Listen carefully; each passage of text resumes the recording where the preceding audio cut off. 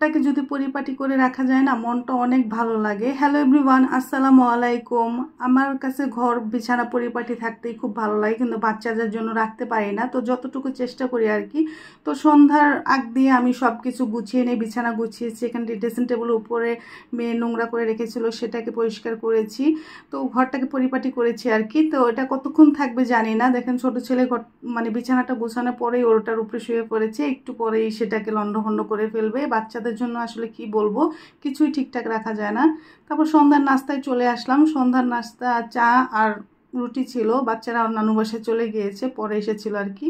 তো রাত্রের ডিনারে কি আয়োজন করব, আসলে রাত্রের ডিনারে আমরা রুটি খাই, ভাত কখনো খুব কম খাওয়া হয়।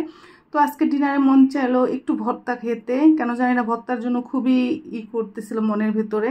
তো ভাত করে ফেললাম, ভাতের সাথে ভর্তা, আলু ভর্তা, ডিম ভর্তা, আর একটা আছে পেঁয়াজ আর শুকনা মরিচ বেশি করে দিয়ে ভর্তা। এটা খেতে কিন্তু খুবই মজা, আর ডাল চচ্চড়ি ছিল।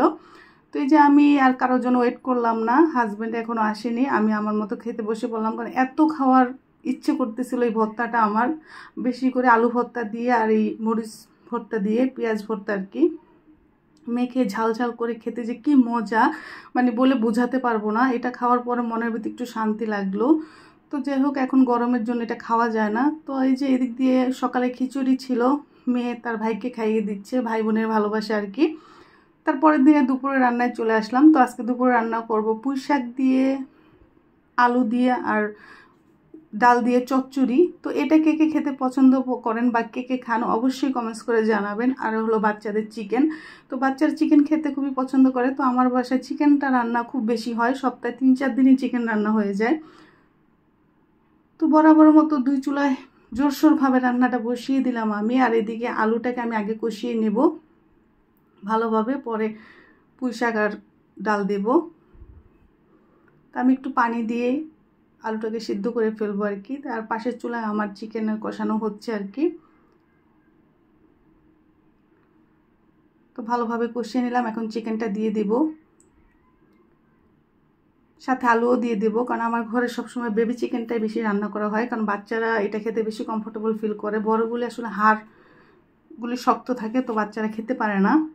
তো এই যে চিকেনটাও আমার কষানো হয়ে গিয়েছে ভালোভাবে, এখন আমি পানি দিয়ে দেবো। আজকে একটু ঝোল ঝোল করে রান্না করব।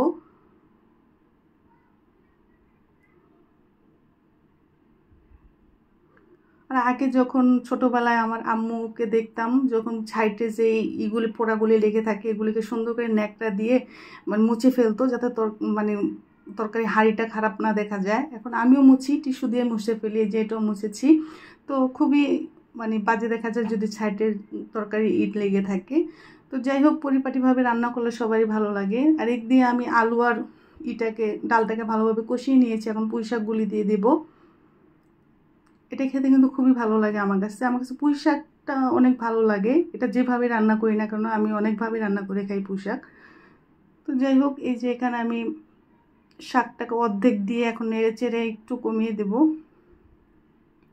তারপর বাকি অর্ধেকটা দিয়ে দেব। এর মধ্যে লবণও দিয়ে দিয়েছিলাম।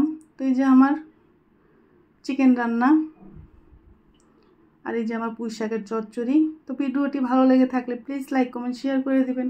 আল্লাহ হাফেজ।